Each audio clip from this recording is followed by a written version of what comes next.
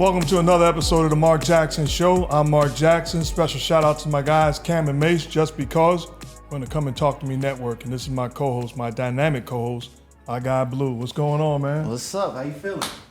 Outstanding, outstanding. Another day at the office. Yeah? I got a question for you. What's up? I was a basketball player and became an analyst. Uh-huh. You were a basketball player and became a music artist. Mm-hmm. What got you into music? See, these are the topics that I love. What made you bring this up today? I had a lot of free time. All right.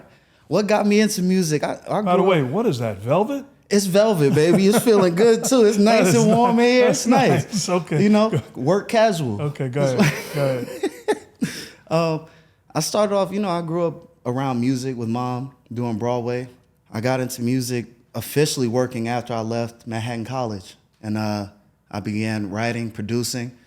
Most of the stuff I do is in the background. I've worked with a lot of artists that you guys may know, but I'm in a season right now where I'm working on my own project. I have a lot of friends that are involved. My friend Lonnie Walker out of Atlantic City has been doing a lot of work with me and just getting the project right.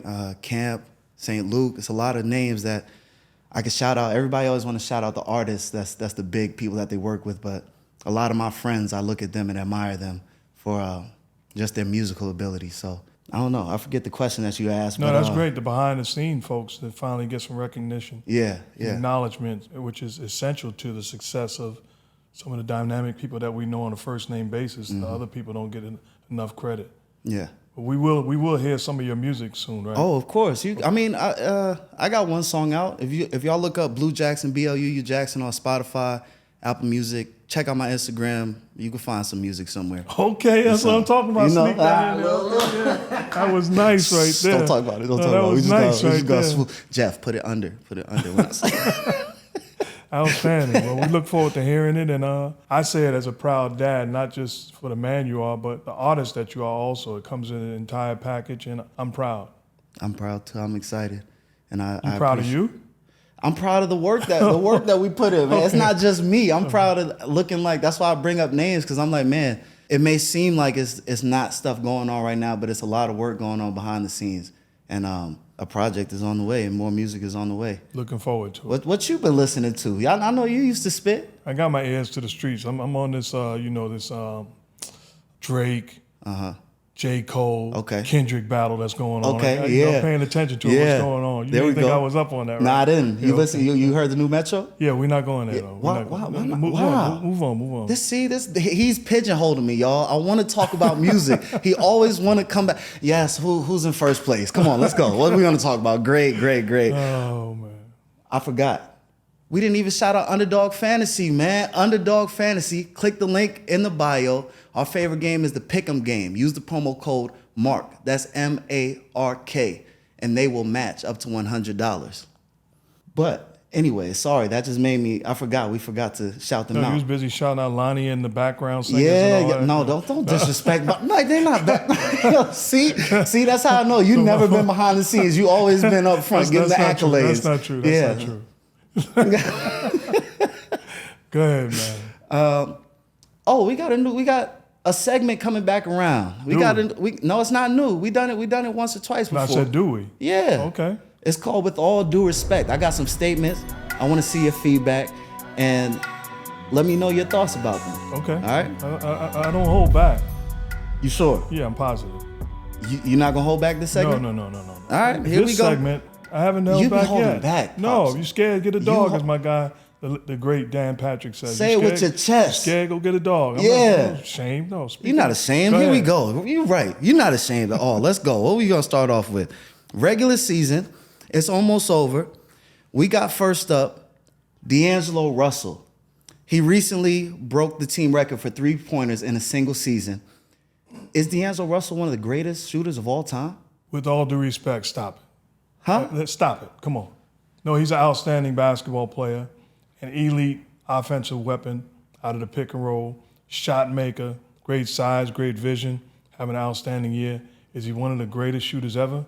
Absolutely not. And I say that respectfully. I say that with all due respect. Are you kidding me to even pose that as a question? I need to. You know the greats that I played with that are first name basis that's all-time great shooters that can get in that special room? Yeah, but we done with the 90s. We done with the 90s. We not messing with y'all no more. You haven't seen the trends? When did you turn Frank? What do you mean we? Huh? What do you mean we? Let me ask you this. Is because y'all disrespect our players, is D'Angelo Russell around the same helm of like a Nick Van Exel in your time? Nick Van Exel's a great player. He's not one of the great shooters in the history of this game. No, I'm saying just are they comparable as far as players? Okay, sure. Okay, I just want to know. I'm just trying to get a barometer of where you think y'all players were as in comparison Nick to the Van players Exel would nowadays. be a max player today. He'd be a max player. He'd be a max player scoring 20 Come plus on, man. points per Come game. on, man. How many max players will we have then? We have a bunch. No, he gonna be a max player. Averaging over 20 points per game. You said 25. Way to come back No, down. I said appreciate averaging that. over 20 points. You must have heard me wrong. All right, all But right. I'm a truth teller. All right. He's an outstanding player, have an outstanding year. I like him a lot. He's an explosive offensive weapon. Do you know the play? Let me tell you. Reggie Miller, Dale Ellis, Dale Curry, Eddie Johnson, Chris Mullin. This is just guys that I played with. He's not in that class of a shooter. No, I don't think he's in and that I class. can keep on going, guys that I played against. So I'm respectfully saying I love him as a player, but he is not one of the greatest shooters that's ever lived. When you talk about all-time great guys who can heat up and become a unstoppable force on the court, I think D'Lo is in that conversation. As far as guys who just, why are you making that face? When you say, Why are you making that I don't face? know. I don't know Why if are you you making that understand. face? When you say all time, that means all time. Yeah. So how many people are you putting in that discussion? I'm talking about dudes that get like a Lou Williams. Okay, yes, Michael Jordan is a better scorer Is he in than Lou him. Williams' class? Is he in Jamal Crawford's class? As far as catching heat and turning into another level of player, yes. He's not on their level as far as players possibly, but as far as catching heat and just being, wow, this dude is hitting everything that he throws up. He's on an all-time great level with that. You know, I saw you catch heat, and I can say the same thing about you. Humbly, I'm not on that same level. I'm glad you reeled it in. I threw the bait out there. Yeah, no. Humbly, I got to submit. I'm not on that level. Okay. But with all due respect, I appreciate that answer. With all due respect, I say no respectfully. All right. We got another one, another good one coming up. Oh, this is my team too. It's not. Don't make fun of me saying it's my team. Everybody's your team, and everybody's your favorite player. It's no secret that the Celtics are the team to beat in the East. They've been playing amazing, right? What I want to know is, with all due respect, will the Celtics just blow through the East and get to the finals again? With all due respect, the answer is no. And I'm respecting the Eastern Conference and the teams that they would have to battle. When you face a Doc Rivers-led, Giannis and Dame Lillard-led Milwaukee Bucks team that's getting healthier, that's playing better, dangerous team. If Joel Embiid comes back healthy and fresh, a dangerous team for anybody. The way the New York Knicks are playing, the Cleveland Cavaliers get healthy, play more consistent. That young Orlando Magic basketball team, talented, don't know any better, is a dangerous out. I believe that it's wide open, even though the Boston Celtics are the clear favorite. But they're not. I'm not going to sit there and tell you they're blowing away everybody in the Eastern Conference. To be fair, be unfair to the competition and the elite talent that they have across the board. So my answer is, respectfully, no. With all due respect to all the teams that you named, because you just showed a love tour across the whole Eastern Conference, the Celtics are by far the best team in the East, and it's not close. In a 7-game series, who's making me shake if I'm the Celtics? You know what I love about you? You changed the frame of the question. It's not, are they the favorite? Are they above and beyond the rest of the Eastern Conference? Are we sure that they're going to blow away the rest of the teams in the Eastern Conference and moonwalk their way to the NBA Finals? My answer is no. I'm not so sure of that. I love them as a basketball team. They have the best identity and culture. I didn't even mention the Miami Heat. That's a dangerous team. So they can be beaten in the playoffs in the Eastern Conference. But the Boston Celtics are the favorite. So I answer that respectfully. What concerns you about the Celtics? Because when I look at them as a team with every single box checked, even experience now. What makes you say like they can be beat? History. I've seen great teams and great individuals get beat.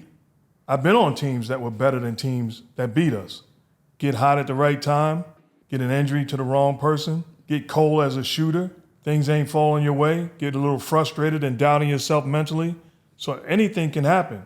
They are the favorite, but they can be beaten. And I think that's across the board Eastern Conference and Western Conference. With all due respect, I can appreciate that. I'm glad. All right, we got our guy Chauncey Billups, man. Coach Chauncey Billups.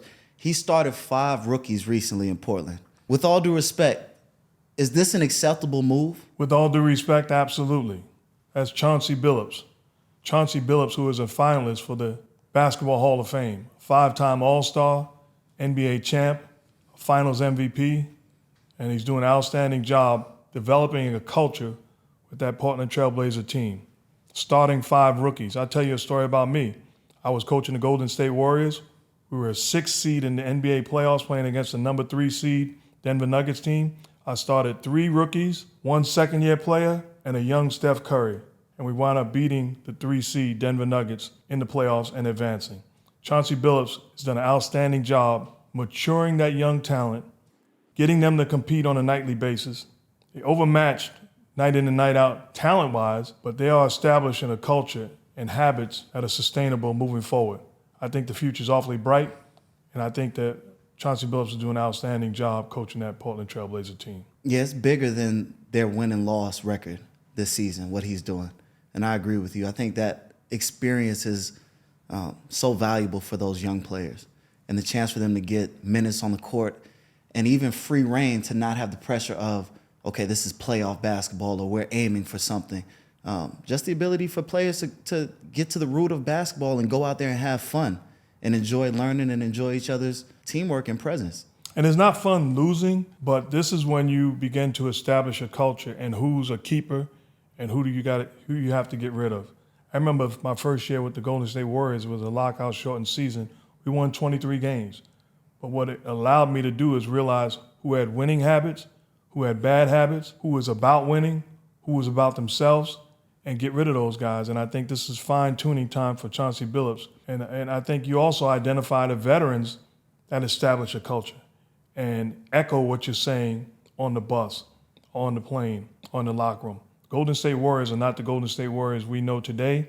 It wasn't for guys like Jermaine O'Neal, Jarrett Jack, Richard Jefferson, Ish Smith, Andre Iguodala, guys that don't get enough credit, Carl Landry, that don't get enough credit, but held guys accountable in that locker room and taught them until they grabbed the baton and ran on their own.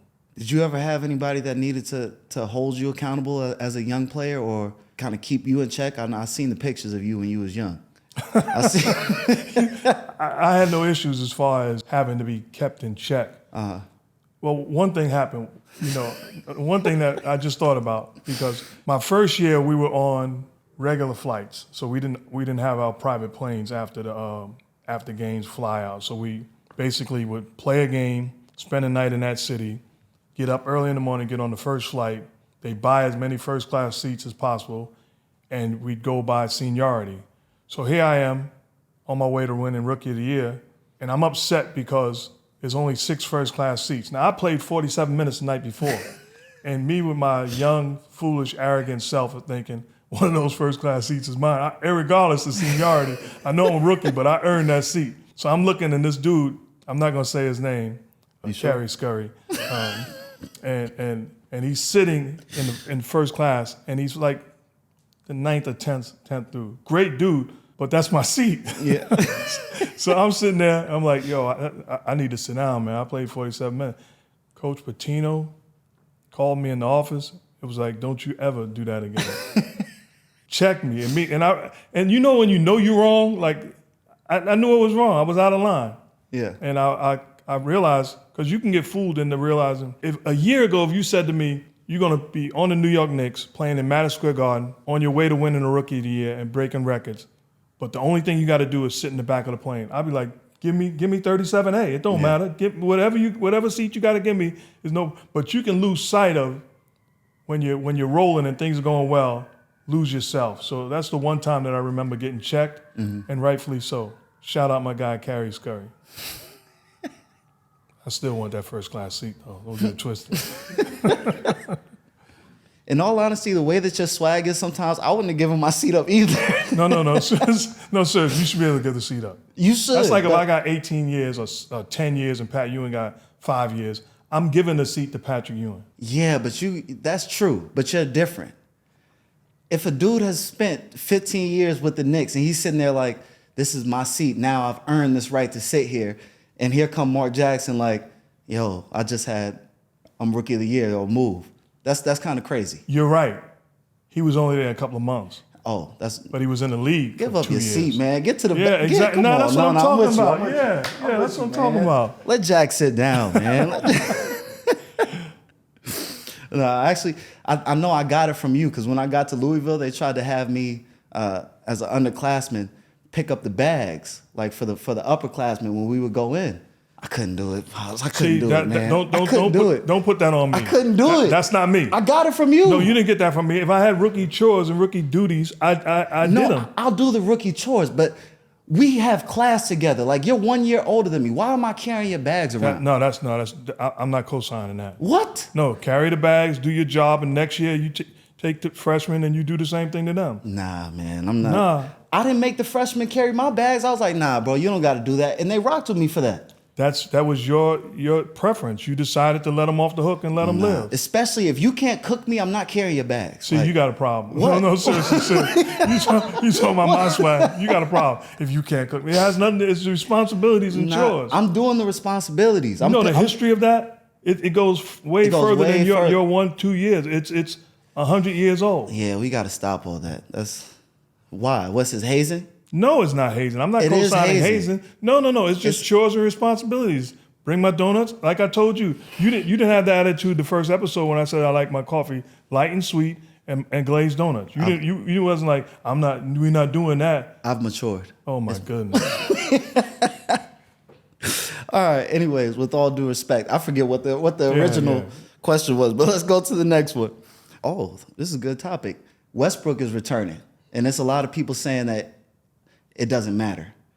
With all due respect, does it matter that Westbrook is coming back in the? With all due respect, I say yes, and I hedge my bet by saying yes with all due respect, because Russell Westbrook increases the volume and he holds guys accountable, and he plays with such tenacity that is contagious throughout the rest of the lineup. I hedge my bet because I don't like the way the Clippers are hot and cold. They're good enough to win it all, and they're bad enough to be eliminated in the first round. I don't know which Los Angeles Clipper team I'm watching night in and night out, and that's a dangerous place to be. When I can look at a team where James Harden brings the ball up the court, breaks a guy down, kicks it into the corner to Kawhi Leonard, wide open, and then James Harden, as his teammate, closes out to the corner, jumps, and contests the shot. Again, I go back to my saying, do not accept in winning what you would not accept in losing. If that was the Detroit Pistons, we would be like, that's a clown show. That's unacceptable. That's why they're losing. So why, since it's the Clippers and a future Hall of Famer, are we just co-signing it and thinking it's acceptable behavior? That's not winning behavior, and that's not a winning culture. And from top to bottom, that should have been addressed and handled so that it doesn't happen again. But that's my concern with the Los Angeles Clippers, and I think it has nothing to do with Russell Westbrook. They will welcome him back. They'll be a better, more dangerous team with him in the lineup. But with all due respect, they have to get rid of the unprofessional stuff that goes on night in and night out. I didn't think that was that big of a deal, man. I got to stand up for James, man. It wasn't that big of a deal. The narrative was nasty because it's James Harden. But if Steph Curry did that same thing closing out to Klay Thompson, we'd be laughing and like, this is the greatest thing I've ever seen. But because it's James Harden, it's like, oh, he's a clown. Perception is a lot of times reality for people. And because we perceive James Harden in a certain way, we look at him under a microscope and we say, wow, he's playing around or he's joking. And yeah, it is a little bit clownish, a little bit. But in his explanation, he said, I'm trying to bring joy to our team. I'm trying to break the monotony. This is approaching the end of the season. So to me, I'm looking at it like, oh, he's having fun. And if Kawhi would have hit the three, then we would have all been on his jockstrap. You know, give me my camera. I'm going to tell you, if I was coaching James Harden, I would understand everything that Bluu just finished saying. But you want to bring me joy? That loose ball, hit the deck. Dive for that loose ball. Take that charge. Get in position to get that long rebound. Take the hard foul and don't give up easy baskets. Those things will not only bring me joy, but I'll go so far as it will give me that little tear in the crease of my eye. So that's the mentality I need you to have. That mentality becomes contagious. What Bluu is co-signing is losing behavior. And if you are the James Harden that I know you are, catch you by yourself and we have a discussion about it, you know it was wrong and you know it was out of line. Give me my camera. This is for James Harden, bro. Turn up and have fun. My pops is up here. He got a full, what is this, BLUU'S? You looking nice. No shout outs. No shout out. No. He's looking good. You have fun. You come to the game the way that you want to. Close out on Kawhi. Next game, close out on Paul George. As long as y'all winning, nobody gonna say nothing. He got on Pradas right now. He's winning and enjoying his life. Outs. You enjoy your life. Why can't I'm trying to get a sponsorship. Leave me alone. I'm shouting out everybody. Okay, Who else? Okay. You lucky I can't think of no other. No, but here's my companies. question to you: if James Harden closes out and Kawhi Leonard lands on his elbow, on his ankle, is it not funny then? At No, what it's point not is funny it not? then. No, is it's it not not funny cute anymore. It's and not not cute. clownish? If Kawhi got hurt, it's not funny. If you But were it's- coaching the Detroit Pistons and Kay Cunningham did the same exact play, contesting out and said, "I'm just trying to make it light in the locker room," would it be acceptable? No, but you're going to players that are not solidified. If Steph did it, it would be acceptable. We would all laugh at it. I wouldn't laugh. I'd laugh, but I'd also say it was clownish. You may not laugh, but the majority of people would be under the comment sections like, "This is hilarious. Ha ha, Steph is funny." No, I'm not an old hater. I laughed at James Harden doing it, but I still say it's clownish behavior. Okay. With all due respect. With all due respect. With all due respect. All right. We got another one. We got WEMBY, and he's continuing to be a force in the league. But the Spurs record is not really reflecting how much his game is continuing to grow. They have another high draft pick coming up. With all due respect, will the Spurs be a playoff threat next year, 2 years from now, 3 years from now? Will they ever be a contender? Wow. With all due respect, you watch your mouth. Yes. What? We're talking about a generational talent. We're talking about a team that has found their franchise player. We're talking about a team that has a history of putting co-stars around that star. We're talking about a team that drafts well, signs free agents, and extremely well coached. He is a home run hitter in the middle of a lineup. They are finding young players to put around him. They will find a point guard to complement what he does.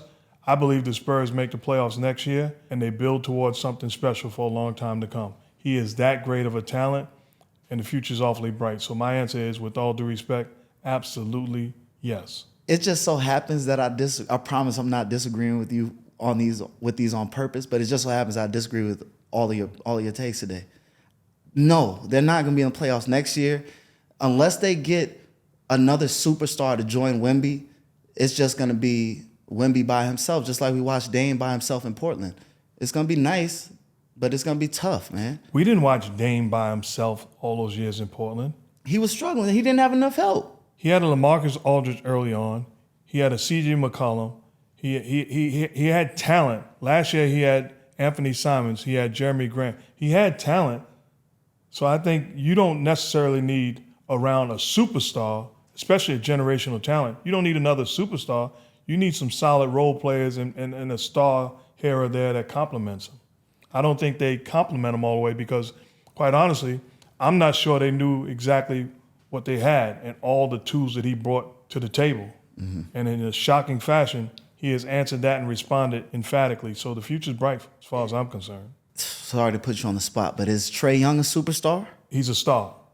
Okay. And he's a game changer if the Spurs were to get him because of his ability to shoot, score, and facilitate and make life easier for WEMBY. He'd had 8 to 10 points on WEMBY scoring just by his presence alone. Now that to me, okay, maybe not a superstar, but a star. Like if Trae Young joins the Spurs, then yeah, they can make the playoffs next year. But to me, that's a big what if. Who knows? So with all due respect, we just gotta wait and see. You know what I like about that? So you don't disagree with everything I've said thus far. No, I disagree. You just hedged your bet a little bit. Only a little bit. That means you don't disagree. I'm just saying. All right, I'm with you on that one. I'm with you. Staying on the Spurs, how many more years? We've watched Pop coach now, what seems like forever. My whole life I've watched Pop coach. How many more years does Gregg Popovich have coaching in the league? We all live in day to day. What type of answer is that? That's dark. No. What type of answer is that? Don't get it twisted. We all live in day to day. And I believe that Pop, you think about it, 75 years old. He's going to coach as long as he wants. And I think that having WEMBY as a franchise talent only enhances his ability to coach moving forward. The game's still fun. The game is still fun for him. He's still one of the brightest minds in all of sports, not just basketball. And I see him coaching until he gets tired of it. but he has put that organization in a fine place moving forward. And I think the game is going to miss him when that time comes. Hopefully it's not too soon. Yeah, as long as he can still get into that building and sit down on that seat, he should be able to coach. Yeah, just the brilliance of his basketball mind. And he's assembled a great staff, top to bottom. So I think he coaches as long as physically and the fun part of it is still exciting, as long as he wants. And I think he's earned the right from a San Antonio perspective, not from the rest of the country, but from a San Antonio perspective, to say when. I agree. He's poured into that city, into that team, and really into the league. He's dedicated his life to the game of basketball. So I love seeing the game of basketball give back. Yeah, I wish you was running ESPN. I'd still have a job. I'm going to send an email. Don't worry. All right, man, with all due respect, I'm with you on that one. We're going to talk, one of your former teammates is up on the docket. Actually, not one of your former teammates, one of your former teams, the Pacers. They've been cooking, man. How much of a threat, with all due respect, are the Pacers to those top teams in the East? With all due respect, I used to play with a player, and the coach said because he scored 20 the next game, he'd miss 20 shots. Coach said, you know how good he is? I said, how good is he? He said, he's so good he keeps both teams in the game. and with all due respect, that's what I think about the Indiana Pacers. They are an exciting team, loaded with talent from top to bottom, a legitimate home run hitter in Tyrese Halliburton, great role players, and extremely well coached. They don't defend. I'm watching them the other night, and they give up 150 points to a D'Angelo Russell-less Los Angeles Lakers basketball team. 150 points. You're not serious about advancing. If you don't take defending at a high level, and it's tough in today's world, shutting people down. But 150 points, they scored, I believe, 40 in 2 quarters, and then 34 and 36, something like that. That's inexcusable. And if you're serious about winning, like I believe that the Indiana Pacers have a legitimate chance of advancing in the playoffs if they were committed on the defensive end, it doesn't happen once a week where you say, well, we shut them down, we held them to 100 points, yeah, and then the next 3 days you give up 120. No, you take it serious night in and night out, and you hold guys accountable, and you give yourself a chance of not only winning, but winning big. So with all due respect, the jury's still out. With all due respect, I agree with you, but the jury's still out on a lot of the teams in the Eastern Conference. So if I'm the Pacers and I'm running into the Bucks, the Celtics, the Cavs, the Knicks, some of those teams on a given night are not playing defense either. So I agree, it's but really that wasn't a the roll question. of the dice. You talking about me going all over the world? I'm talking to you. Okay. You got anything to add to that? I will say this. They are explosive on the offensive end. Yeah. They gave up 150, but they scored 145 to the Lakers. If they can be somewhat committed on the defensive end, I'm not saying be world beaters, but have some sense of urgency on the defensive end, then they got a chance. What's the most points that y'all scored in a game that you played in? Can you recall?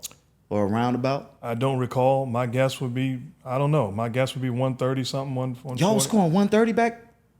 What? You know the highest scoring game ever? Back Detroit, then? No, of all time, not back then. Okay. Even in today's game. Okay. Detroit Pistons against the Denver Nuggets. I believe 183, 181, something like that. Okay. So when those guys couldn't play, they were putting up numbers. No, I didn't say they couldn't I'm play. just Why you letting putting know. words in my mouth? You're hitting close to home. I didn't say nothing. All right, man. With all due respect, let's go to flashback time. You ready? We Yeah, got I some guess good so. pictures. You guess so? Yeah, I'm ready. Let's take a look. You know what? No. Now that we not, no. I got something for you. Since we're not going to flashback time, I brought something out for you. Hold on. It's for you. We want to come on, man. Come on, man. No, you gotta show us some tricks. I For can't. y'all that don't know, I got no tricks for you. what? I got no tricks for you. I'll show you another time. Wow. For y'all that don't know, my pops is a magician. He does card tricks before the camera rolled out. He had the whole studio up in arms. This might be David Blaine right here that's sitting next to us. To be continued. Let me just make sure real quick. Yeah, it is 52. 52? Yeah, it's 52. You don't got no tricks for us? No, we got to do the show. I will show you at some point. We got time for a trick. we We don't can have edit, time. chop it up. Whatever your mistakes are, we'll chop. I don't have mistakes. No turnovers. So try to subtly throw in there whatever my mistakes are. No. We'll make it look good, man. All right. I'm going to let you off the hook today. Thank you. I appreciate it. We got some good pictures. Let's put up the first one. This you and, wow, Richard Jefferson. You think he'd be a good ref? Richard Jefferson, a former player of mine, another guy that played a key part in that Golden State Warriors youth group. But you think, watching this picture, you think I have a mask on because of COVID and the pandemic. I actually have the mask on because Richard Jefferson stinks as a referee. What? He absolutely stinks. He This is what I'm stinks talking as about. a referee. I've been waiting for this. I sat there when they said Richard Jefferson. I was in the gym in Las Vegas watching him during the summer league. I'm sitting there saying, that's my guy, my former player. That's my guy, Richard Jefferson, the champion. That's my guy. We always talk about how the referees make bad calls and don't do this and don't do that. He's going to clean it all up. And he absolutely sucked. Sucked, Richard. As a referee. Come on, double down. I was embarrassed as a former player sitting there watching him. As a coach, we have scrimmages and the coaches have the whistles and he would complain, you missed the call. B, don't you ever say another word about a referee missed the call because I watch you miss every single call during the course of that Vegas Summer League. I'm embarrassed as a former player. Did you almost curse just now? Have you ever heard me I didn't mean to gas you that much. Have you ever heard me We love you, Richard. We love you, Richard Johnson. No, but I was so disgusted. And then he comes over. What referee do you know giving a peace sign in the picture? Like, dude, if you don't get out of here. That's a good point. That's a good point, man. That's a good point. He wanted to be a player. He just wanted to be seen. He was enjoying himself. A home run, trot run. Get down there and be in position to call the charge or the block. Wow. This is the energy I need. Can we go from the beginning of the show with this type of energy? Who else? Anybody else you want to just air out? Yeah, just go crazy. I got something else. Yes. We did something just recently. I'm reading an article and it goes, Mark Jackson says Steph Curry is not one of the top 5 point guards of all time as former player. That's not what I said. The question was, who are the top 5 pure point guards in the history of the game? Steph Curry, this just in, breaking news, is not one of the top 5 pure point guards in the history of the game. He is one of the top 5 point guards in the history of the game. I'm not one of the top 100 pure scorers at point guard position in the history of the game. I can say that comfortably. That's not what I do, and that's not what he does. He's a brilliant all-time great basketball player. Shame on you who did not write it or cover it correctly. Are we there? You like that energy? And stop charging me 10 cents at the grocery store when I want a bag. Just let me get my bag. Yeah, what happened to the good old days? That's what I'm saying, man. And they set you up because they say you want a bag. Here. They don't tell you it costs 10 cents. That's what I'm saying. Yeah, they're out of line. Or why are they asking for a tip at Starbucks? I paid. Y'all didn't really say good morning or nothing. I got to give a tip too? They ask you for the tip? I'm spitting facts today. They ask you for the tip? Yeah, they don't ask. It pops up on the screen. Oh, I didn't know that. Did I just give another shout out? My yeah, bad. You did. My bad. Hit me up, Starbucks. Hit me up, Starbucks. All right, we got another picture, man. Anything else? Or you? No, we good. Yeah, you simmer down. Let's go. Calm back down. Let's get it back calm. All right, we got it going. Let's put it up. Oh, this is sick. This is you and Pat. Yeah. Oh, we giving the people what they want today. You gotta, I gotta ask. You got any good you and Pat stories? Yeah, I'm not gonna tell that one. Why not? No, tell that one. That one is good. No, I'm not gonna tell that one. You don't know where I'm going. I can tell though. I know you. So tell the first one that came to mind. No. You gonna I'm gonna save it for another day. All right. But I'll tell you this, because this pushed the button. First of all, this is a great T-shirt that I saw when I was going to the NBA store in New York City. I saw it in the store just randomly, and I bought a bunch. Pat Ewing says, I send a picture to him. He's like, pick me up. They don't have 4X, man. Pick you up one. I don't work for you. But the great thing is during All-Star Weekend, Jalen Brunson, who's a starting point guard for the New York Knicks, having an incredible All-NBA type season, turned into a franchise guy. His dad wore the T-shirt because he's the one that told me they had it in the NBA store. Wore the T-shirt All-Star Weekend, sitting behind the bench, proud. So Rick Brunson, who I used to destroy every day after practice in one-on-one battles, embarrass him. But he showed love, so acknowledge that. Now here's what I want to get into. I'm watching the Knick game the other night, and Walt Clyde Frazier, an all-time great, who I have tremendous appreciation and admiration for, is announcing with Mike Breen. Pat Ewing is at the game with his youngest son. They take a shot on the camera, show Pat Ewing in the stands. And Walt Clyde Frazier says, there's Pat Ewing, the second greatest New York Knick ever. Look, give me my camera. Wow. If you have a guy playing for your franchise that is the all-time leading scorer, rebounder, block shot guy, games played guy, minutes played guy, He is your all-time leader. And I mean scorer by 10,000 plus points. I mean rebounds by 3,000 plus rebounds. It ain't even close. I love Willis Reed. I love Walt Frazier. I love Earl of Pearl Monroe. But if you put everybody that's ever put on a Knick jersey and you had a draft, the #1 pick, without a doubt, would be Patrick Ewing. He is the greatest New York Knicks basketball player of all time, and I say that respectfully. You got me on 10, man. Yeah, I was just thinking that. This is good. What did I say? No. What are we doing? I understand loving your teammate, and Willis Reed is the captain, and what he did for the New York City and the Knicks will always be legendary. And what Walt Frazier has done for the New Yorks, not just as a player, but also as an announcer, will always be legendary. But the greatest New York Knick of all time is Patrick Ewing. Happy birthday to Chris Bosh recently. Like his birthday was like 2 days ago, just to lighten the mood. Happy birthday. Happy birthday, Chris Bosh. Where is he on your all-time power forwards list? Because he don't get enough credit. He's a Hall of Famer, and I think he deserves a lot of credit for what he did in Toronto, and then when he took a secondary role with the Miami Heat. I was watching recently Udonis Haslem, a guy whose number's up in the rafters for the Miami Heat and a legendary Heat player. He said he was on those Miami Heat teams that won the championship. He said LeBron James was the best player on that team, but he said Chris Bosh was the most important player during that run. And I understand what he was saying. And that says a lot about the impact that Chris Bosh has on winning and the things he does on a nightly basis, how people in the foxhole with him appreciated watching up close. So happy birthday to Chris Bosh. Well-deserved shout out. One of my favorites, man. One of my favorites. He's so underrated. That dude got game. Absolutely. Shout out to Underdog Fantasy. Click the link in the description below and play the Pick'em game. Use the promo code MARK. That's M-A-R-K, and they are matching up to $100. Go click it. That does it for this episode of The Mark Jackson Show. Again, on the Come and Talk to Me Network. Remember, I was 11 years old playing against my older brother, Kevin. Played one-on-one every single day, and I never beat him because he was bigger, badder, and stronger.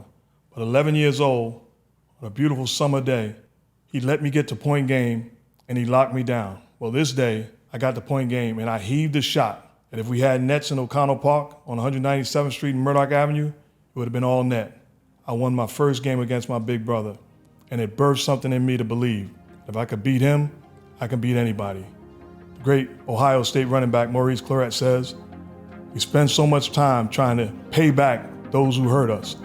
How about spending time paying back those who help us? My big bro, love you. Blessings.